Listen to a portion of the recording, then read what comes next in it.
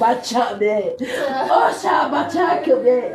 تو فکری منو نکردی وقتا پرش کسته منو بودی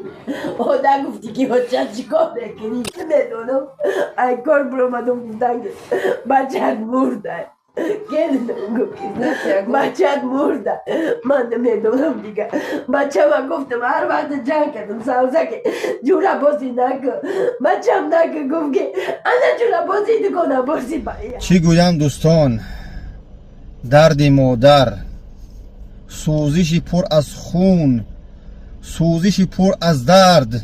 سوزشی مادری جگر سوخته جوانی غوره مرگی غریب این لله و این الیه راجعون این خیلی دردناک است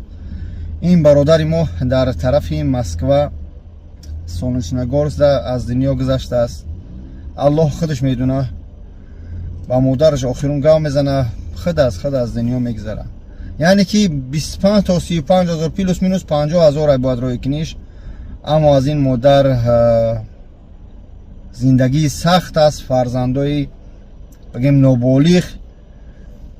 جمع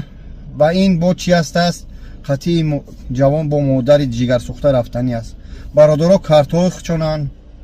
نمروی مادر هستند آیا مادر حالتش بد است خیلی همجا مادرها هستند التماس یک ای 10 ای بتونه ده حقش دعا کنه کسی نداره گپی زیادی نزنه که این درد این سختی به سر همه مسلمان برای هر یک شخصی در این دنیا زندگی میکنه آمدنی است خدا رحمت و مغفرت کنه ویدیو را پاک کنه و احتیاط باشه برادرو